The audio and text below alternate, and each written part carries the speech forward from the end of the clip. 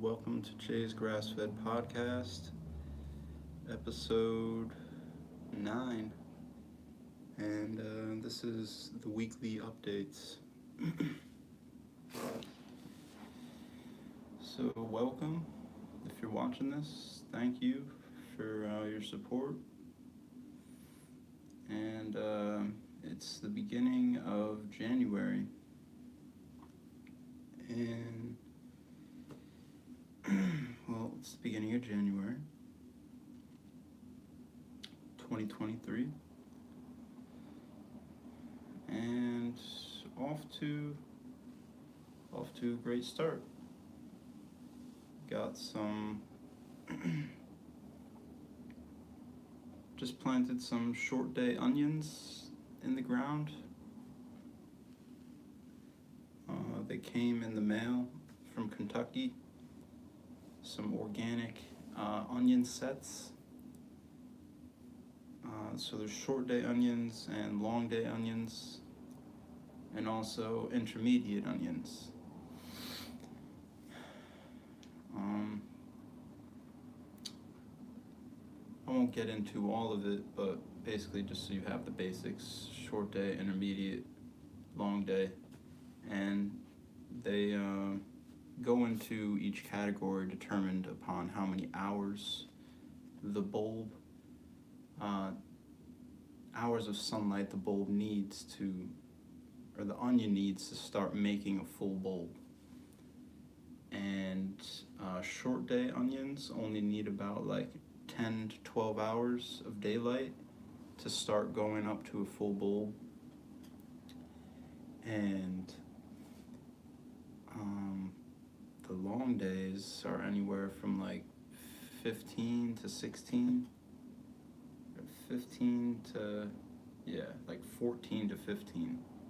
And then the intermediate is the middle of the country, somewhere in between there. Short day is the south, and long day is the north. So, if you plant short day onions in the short day hours of your long day climate, you can grow full-size onions way earlier than you would have been able to if you grew long day onions in a northern climate. So basically, Elliot Coleman figured this out, and I don't know if he's the one who figured it out, but he wrote about it in his book. He might have been the one who actually, but anyways, he ordered sets from Texas, from a company from the south, and then by planting them early January and by early May, have full-size bulbs. When at that point, you could still direct sow long day onions, or if you started them from seed, you had planted them in like April when the ground was a little bit warmed and a little bit workable. So your long day onions were only grown for a month by May.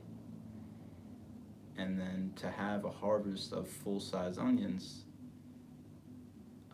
that early, I mean, who wouldn't want that? So it's going to be good for me to have that for the early markets, and also just to experiment and see that it's possible to grow through the wintertime with just 2 layers of cover, a little low tunnel. You can go check out the video I just posted on that. It's pretty amazing. So we'll see what happens. And it's been a very warm winter in Vermont. At least it seems like right in my little area. There's like some microclimate in this little valley that I'm in, because I see the snow on the mountains. We don't usually get a lot of snow, but in this little valley, but we get a good amount of like if we get snow, it melts really quickly in this little valley. It sticks around sometimes, but we usually almost definitely get cold, and we haven't gotten cold. We've gotten down, like, we've gotten cold here and there, but it's just not the cold that it used to be, it seems. So we'll see what happens with that. And I guess saying all that, I could go into the weekly weather update, weekly temperature update. I feel like they censor this when I use the word weather. So this is not a weather update. This is a temperature update. These are the temperatures that I record when I look at the temperature gauge. So back where we started last week, as usual. It is that was Tuesday. I messed up this week's graph and I didn't want to redo it, so I'll walk through. But anyways, last week on the 3rd, Tuesday, low was 38, high was 40. Wednesday, low was 42, high was 46. Thursday, low was 42, high was 46. Friday, the high and the low was 40. It didn't go above 40 all day.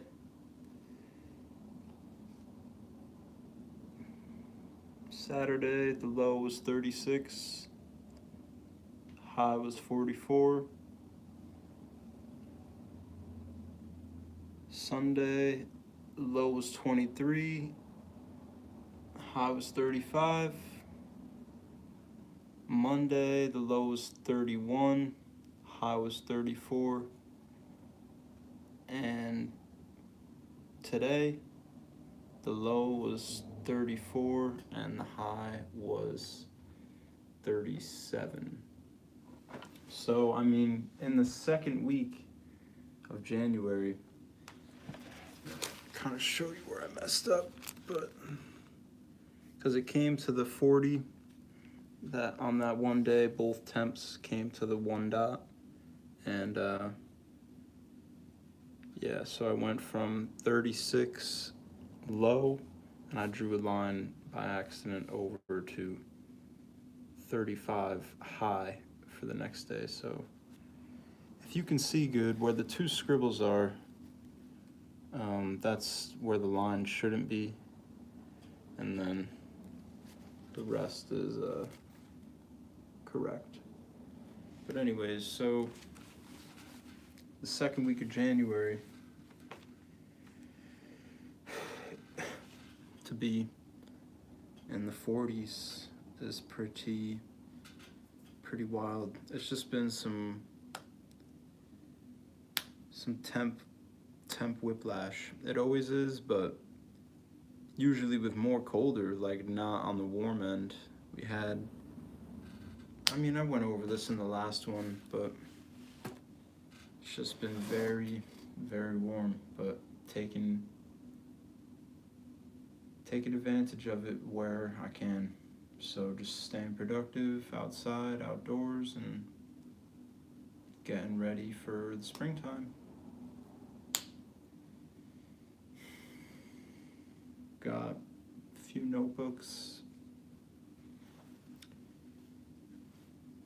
I would write, I've compiled a lot of notes over the last few years, and I would I have like a whole folder of papers, and so I just like all these loose pieces of paper. I feel like I would just rip it out, start a new page, fill it up, start a new page, fill it up. or I either filled up a notebook and then ripped out all the pages that I wanted to save. So now it's literally gotten to the point where I have 3 different notebooks, and I use all of them, and like they're each for their own purpose, and I'm like filling them each up. So it's interesting. I've always been keeping notes since I was like in my later teen years, like 16, 17, I feel like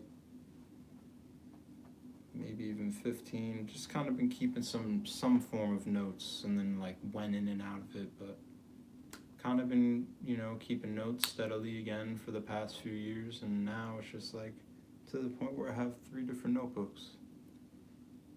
I'm okay with it.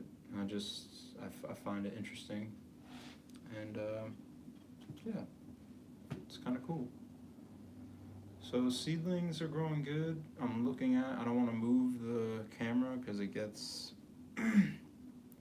glitchy if I move it, but there's the basil seedlings that I made a video about, and the cabbage and kale seedlings.